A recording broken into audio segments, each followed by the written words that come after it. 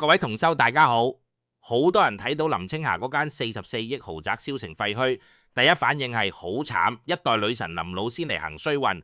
但我今日喺呢度要同你講一個震撼靈魂嘅真相，呢場火唔係劫難，而係上天送俾佢晚年最大嘅一份禮物。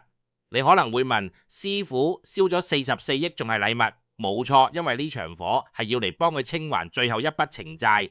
佢後生嗰陣介入人哋婚姻奪人所愛，呢啲業壓咗佢幾十年，今日呢把火燒完佢嘅債先真正清零，佢先可以由女神變做女性，避開更加大嘅血光之災。如果你想知點樣睇穿自己命運中嘅隱形財務，或者想學識點樣喺災難入面揾到轉運玄機，記得即刻訂閱我哋居明誤語，點擊小雲擔。我呢個頻道係要帶你用玄學法眼睇清世間真相，幫你晚年行好運。未訂閱嘅而家即刻撳掣，為自己積一份福緣。好，我哋正式開始入正題，講翻林青霞呢段傳奇嘅一生，特別係佢後生嗰陣同秦漢秦祥林嗰段久假不清、轟動整個華人社會嘅三角戀愛。當年佢哋嘅愛情故事比電影劇本仲要戲劇性，仲要曲折離奇。林青霞喺佢最純真、最當紅嘅年紀，因為拍戲遇上有婦之夫秦漢，兩個人戲假情真，愛到不能自拔。嗰個年代文風仲係好保守，一個清純玉女，一個係好多人心目中嘅白馬王子。但係男方有老婆有仔女，佢介入咗人哋嘅婚姻，喺當年嚟講係好大件事。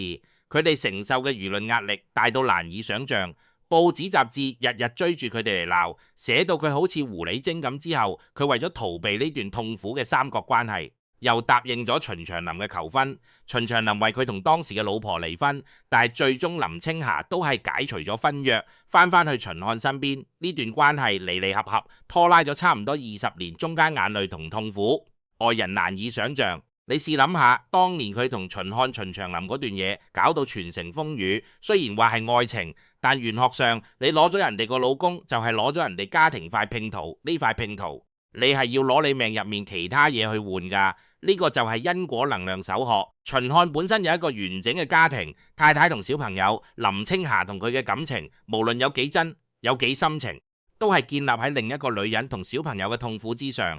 呢個世界所有嘢都係能量，你攞走咗屬於人哋嘅嘢，包括感情、時間、家庭溫暖、丈夫嘅關懷，宇宙嘅法則一定會要你還，唔係今世還就係來世還，只係時間問題同用乜嘢形式去還。呢個就係奪人所愛嘅恩種咗落去，遲早要結出苦果，避無可避。你睇下林青霞一生嘅感情路，其實就係一條迂迴曲折嘅還債路。佢雖然最終喺40幾歲嘅時候嫁咗俾富商盈利亞，表面睇係揾到好歸宿，嫁入豪門，衣食無憂，但係佢嘅親生仔女緣卻非常之薄。佢只有2個繼女，即係老公同前妻生嘅女，而佢自己冇親生嘅小朋友。佢曾經喺訪問度都透露過，自己好想要個屬於自己嘅 BB， 試過好多方法，但係天意弄人，就係冇喺命理學入面，我哋叫呢種情況做食傷受克。食神同傷官喺女人命格入面，代表你嘅仔女、你嘅生殖能力、你嘅才華展現同埋你內心嘅快樂輸出。當一個女人嘅食傷星被嚴重克制，或者喺命中被合走、被沖走，佢就好難有自己嘅血脈，或者同仔女嘅緣分好淺，甚至係有仔女等於冇好疏離。點解會咁？因為情債最直接影響嘅就係你嘅生育運同家庭完整運。你曾經介入人哋家庭，有意無意破壞咗人哋嘅完整，令到人哋嘅小朋友冇咗完整嘅父愛，你嘅磁場就會喺呢方面出現一個缺陷，一個黑洞。你越想有就越冇。呢個唔係乜嘢造就，而係能量平衡嘅體現。你令到人哋家庭破裂，你自己嘅家庭就難以圓滿。你想有自己血脈嘅願望就會受阻。呢個就係因果好公平、好殘酷，但亦好真實。大家留言打因果唔虛。點解？因為你打呢4個字就係同宇宙磁場接軌，承認自己有錯必改。呢個係最快嘅轉運法。你嘅留言唔單止係同我互動，更加係一種集體念力，可以幫到自己堅定信念，亦都可以幫到其他睇緊留言嘅人，令佢哋都得到啟發。除咗仔女緣，你睇佢咁多年嚟嘅內心世界，其實都一直喺度償還緊呢筆債。佢當年承受嘅壓力，令佢一度抑鬱失眠，要食安眠藥先瞓得着，情緒好唔穩定。呢啲都係還債嘅過程，係心靈上嘅火燒。但係呢啲心靈上嘅痛苦仲未足以完全抵消嗰筆巨額嘅情債。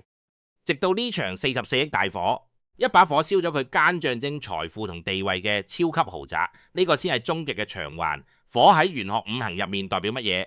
代表毀滅，同時亦代表淨化同轉化。一場大火可以將一切有形嘅物質燒到灰飛煙滅，就好似將你過去積累落嚟嘅冤孽、債務、污垢一次過蒸發升華，變翻做最純粹嘅能量。你話係咪好奇妙？林青霞前半生因為呢段情得到咗無數嘅關注名利，佢嘅愛情故事令佢成為傳奇，但係同時亦令佢欠下一筆好重嘅感情債。呢筆債佢用咗幾十年嘅內心掙扎、社會輿論甚至係健康去償還，但始終都係還未清，仲有啲尾數。直到呢場大火，上天就用呢個最戲劇性、最震撼嘅方式幫佢做一次終極清算。佢將自己最執着、最代表俗世成就嘅物質繁華親手燒毀，當然係由個天幫手燒，用呢個巨大嘅損失去抵消嗰啲無形但沉重嘅業障。你留心聽我講，如果佢冇呢場火，以佢個命格同行運，佢晚年可能會遇到更加大嘅災難，可能係身體出現嚴重問題，或者係更加痛心嘅家人分離，甚至係名譽掃地，臨老過唔到世。上天用呢場火，等於話俾佢聽，好啦，你欠落嘅而家一筆勾銷，間屋燒咗，你條命同你下半生嘅安寧，我俾翻你。燒完條數就平咗。呢個就係我點解話呢場火係佢最後一次還債，仲要係一次好抵嘅交易。你可能會問居明師傅，咁有錢人係咪個個都要俾火燒一燒先安樂？咁我哋呢啲平民百姓間屋得幾百呎，會唔會都有呢啲危險？你問得好好，梗係唔係個個有錢人都要經歷火災啦？呢個要睇你嘅命格同你間屋嘅風水配唔配合，兩者之間嘅化學作用。林青霞呢間位於飛鵝山嘅超級豪宅全民莊，收極盡奢華，用咗好多貴重嘅材料，有私人泳池、戲院、健身室，例如一個獨立王國。但係風水呢家嘢唔係話你使錢多，用晒最貴嘅嘢就一定好。有時你愈有錢愈容易犯上風水大忌，因為你嘅選擇太多，勒望太強，好容易就會整出一個失衡嘅格局。我同你講，住宅風水入面有一個好重要嘅概念，就係宅命相配，即係話你間屋嘅磁場要同你主人嘅氣場互相協調、互相支持。如果財星太旺，間屋嘅富貴之氣太過強大，而主人本身嘅氣場八字唔夠強壯，身緣唔夠力，受唔起咁大筆財富，咁就會出現一個現象叫財多身弱，間屋嘅磁場會不斷消耗你嘅正能量，你嘅健康、你嘅運氣會不必覺間被侵殺。最後就會用意外疾病呢啲激烈嘅形式爆發出嚟。豪宅太大，如果主人氣場壓唔住，間屋就會變成食人屋。呢場火其實係屋救人，屋燒咗人先保得住命。火燒旺地呢句說話好多人聽過，但未明白箇中玄機。如果你本身八字係火多嘅命，例如你生喺夏天八字入面丙丁火好旺，又或者你嘅命格係炎上格，總之你係一個火性很強嘅人，咁你再住入一間火氣咁重嘅屋，例如用咗好多紅色、紫色嘅裝修，有大量射燈、水晶燈，光線刺眼，到處都係電器，電線亂糟糟，呢啲都係加強火嘅元素，咁就等於火上加油，遲早會燒着林青霞嘅八字。雖然我唔方便喺度詳細公開，但係從佢嘅性格、佢嘅過往經歷同航運走勢可以推斷，佢本身帶有強烈嘅火性，佢熱情衝動，愛恨分明，追求完美，對朋友肝膽相照，一係唔發火，一發火就好驚人。呢啲都係火型人嘅特質，呢種性格配上呢間過度奢華，用咗好多紅色、黃色燈光璀璨、金碧輝煌嘅豪宅，就形成咗一個烈火燒身嘅危險格局。間屋本身已經係一個大火爐，佢嘅火命再走入去，你話點會唔着火？呢場火可以話係風水同因果嘅雙重暗謀，係必然唔係偶然。風水只係一個催化劑，真正嘅根仲係嗰筆債。如果你有44億，但要你晚年病痛連身，或者燒咗44億，換你長命百歲、平平安安，你會點揀？留言話我知，我要錢定我要命？你嘅答案其實就反映咗你嘅人生智慧同你對因果嘅理解有幾深。咁你可能會話，師傅，我又冇44億，我住緊嗰間幾百縷嘅屋仔，會唔會都有呢啲因果同風水嘅問題？絕對會，唔好以為有錢人先有因果債，普通人一樣有，只不過為無唔同，顯現嘅方式唔同你呢世人。由細到大喺感情上、錢財上、人情上，有冇欠落過債？你有冇傷害過人哋嘅感情？有冇貪過唔屬於自己嘅嘢？有冇應承過人但做唔到？有冇講過啲說話令到人哋好傷心？呢啲全部都係債，全部都記喺你嘅業力賬簿度。而呢啲債一樣會喺你嘅日常生活同屋企環境度發出信號。如果你唔識睇，分分鐘出事之前，你仲懵然不知，以為只係自己黑仔。我而家就教你幾招，點樣睇穿火災之前嘅預兆。呢啲真係可以救你一命嘅知識。你拼起耳仔聽清楚。如果你屋企近排出面以下呢幾種情況，你就要特別小心，唔好掉以輕心。第一，明明冇乜點樣唔盡常使用，但係屋企嘅電器經常冇故燒壞，例如個電飯煲用下突然唔着，燈膽成日斬下，換咗新嘅冇耐又燒，電視或者電腦屏幕忽然黑咗，雪櫃無端端唔凍，甚至你手機放喺度充電會無啦啦好熱。呢啲唔係你買咗平價貨咁簡單，而係火煞已經喺你屋企積聚嘅信號，係火嘅負面能量喺度就咁着緊，等緊一個機會爆發出嚟。第二，屋企開始出現漏水大水嘅現象，廁所嘅水龍頭關極都關唔實，廚房嘅架盤下面有積水天花或者牆壁無啦啦瀨水出嚟，甚至牆紙發霉，地板黑咗一笪，呢個係水火相沖嘅格局。水同火係對立嘅。但當佢哋一齊出現異象，唔係水就係火，就代表你屋企嘅磁場已經好混亂，陰陽失調，好快就會有突發性嘅災難，好多時就係火災或者爆水喉水浸，總之就係要你破財。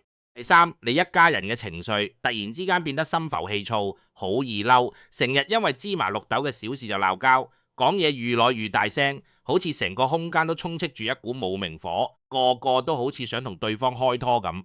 呢個代表你間屋嘅火氣已經唔係物理上嘅火，而係影響緊你哋每一個住喺嗰度嘅人嘅精神狀態。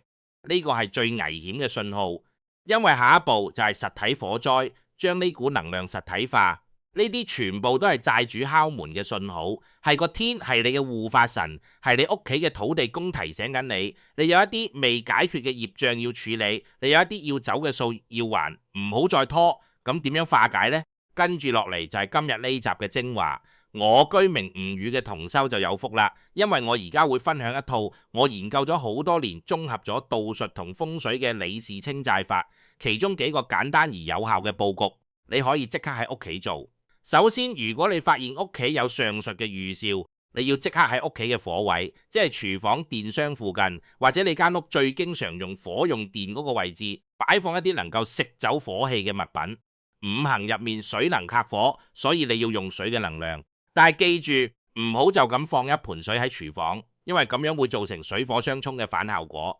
水蒸氣同火一撞，好容易會引發電線短路，到時仲大鑊。你要用顏色同材質去化解。例如喺廚房門口鋪一塊黑色或者深藍色嘅地體，又或者喺電箱附近掛一幅以藍色、黑色為主嘅寧靜嘅畫，例如海洋湖泊嘅風景畫，甚至係一塊黑色嘅水晶石都可以。呢啲都可以有效咁將多餘嘅火氣攝走，令到個氣場平衡翻。第二，你要即刻動手清理屋企嘅雜物，特別係一啲擺咗好耐封晒塵，你已經好耐冇掂過，甚至唔記得咗佢存在嘅嘢。例如舊衫、舊報紙、爛咗嘅電器、過期嘅罐頭。喺玄學上，呢啲雜物就係業障實體化，佢哋阻塞咗氣場嘅流通，積聚咗大量死氣。你唔清走佢，佢就會變成火災最好嘅燃料。一塌即絕，掉咗佢哋，捐咗佢哋，總之唔好再留戀，俾空間你間屋抖下氣。第三，呢個係心法好重要，比任何佈局都重要。你要誠心咁同你屋企嘅神明、灶君、土地地基主道歉。你可以點3支清香，如果唔方便點香，就只係合掌，誠心誠意咁同佢哋講，對唔住，我呢一生人可能有做過一啲錯事，傷害過人或者勾欠過人，我而家真心懺悔，希望你可以將呢啲災難由大化小，由小化無。我應承以後會修正自己，多做善事，彌補過錯。呢個舉動就好似同債主講，我認數，我願意還，但係請你俾條生路我行，你嘅誠心。可以感天動地，記住心誠則靈。呢個世界冇免費嘅午餐，你欠咗嘅一定要還，但你肯提早認賬，肯低聲下氣，個天就會俾機會你用較輕嘅方式去償還。例如只係損壞一啲電器，要你使幾千蚊去整，或者唔見一筆小錢就代替咗一場大火。呢個就係大災化小，小災化無嘅奧秘。我幫過好多客人做，都親身驗證過好。聽到呢度，你最近有冇覺得事事唔順？明明好努力，但係做乜都碰壁。工作上俾人刁難，好似做乜都唔啱。感情上又同另一半冷戰，一句說話就點着火頭。錢財又左入右出，留唔住，無端端要俾錢出嚟。可能真係你屋企嘅磁場提醒緊你，有啲無形嘅債要清。又或者你屋企最近有冇發生過一啲奇怪嘅事？例如半夜聽到啲怪聲，水龍頭自己開，電器無故着火，或者連續發噩夢，夢見大火，夢見俾人追債，夢見自己喺一個火場入面走唔到。喺留言區寫低你遇到嘅怪事，唔怕講出嚟，呢度好安全，冇人會笑你。我會隨緣抽出幾位，幫大家點撥幾句，睇下你個問題出喺邊度，應該點樣做。講翻林青霞，當呢場火發生嘅時候，好多傳媒影到林青霞喺陷壩，佢嘅神情竟然係出奇地平靜，冇呼天搶地，冇崩鬼大哭，冇話要追究邊個，只係默默咁睇住消防員救火，甚至後來仲關心啲消防員辛苦。你諗下，一個女人見到自己住咗咁多年，用咗無數心血，裏面有幾多回憶，有佢嘅畫作，有佢嘅珍藏，有佢老公送俾佢嘅禮物嘅豪宅，燒到火光紅紅，變晒廢墟。點解佢可以咁冷靜？因為我深信佢自己都可能感覺得到呢場火唔係意外咁簡單，而係一種解脫，一種釋放。就好似一個抌咗好耐好重嘅包袱，突然之間被一把火燒晒，成個人當堂輕晒。佢後半生嘅轉變，大家都睇到。佢由一個湖光四射、誤導眾生嘅大明星，慢慢淡出幕前，變成一個作家，出咗幾本書，例如《窗裏窗外》、《雲來雲去》、文不細說，充滿智慧同對生命嘅感悟，探討生死，探討寂寞，探討放下。佢又積極參與公益活動，去偏遠山區探訪小朋友，關心社會，唔係嗰啲做 show 嘅慈善，而係好低調咁去做佢嘅生活，變得低調過數，有內涵。衣着打扮都唔再追求名牌奢華，而係一種好舒服嘅優雅。呢個轉變喺玄學上，我哋稱為由魔入佛。以前佢喺紅塵入面打滾，情絕名利，爭奪制度壓力，呢啲全部都係魔考，係考驗你心性嘅關卡，係令你痛苦嘅根源。到咗晚年，佢開始追求心靈上嘅滿足，用文字去療癒自己同他人，將自己一生嘅甜酸苦辣轉化成正能量，去鼓勵更加多人。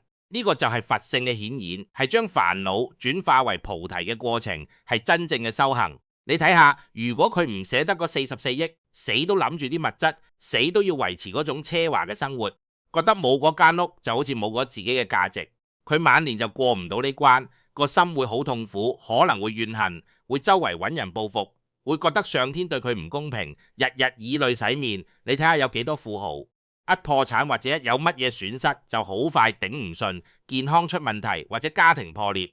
但係正正因為佢經歷過呢場大火，佢先真正放低咗對錢財嘅執着。錢財係乜嘢？佛家話齋，錢財係五家共有之物，即係水火鬥疾官府敗家子，任何一樣都可以令你一朝一無所有。你以為你擁有佢，其實你只係暫時保管，好似一個掌櫃咁。林青霞用呢場火親身示範咗乜嘢叫破財擋災，佢損失咗44億嘅房產，呢個數字大到令人窒息。但係佢換翻嚟嘅係乜嘢？係條命，係心靈嘅平靜，係晚年嘅優雅同尊嚴，係一種睇透世事嘅智慧，係一個全新嘅更加自在嘅林青霞。你話呢筆交易值唔值？如果你用世俗嘅眼光，用計數機去計，梗係覺得蝕晒大本啦。44億可以買到幾多嘢，10世都使唔完。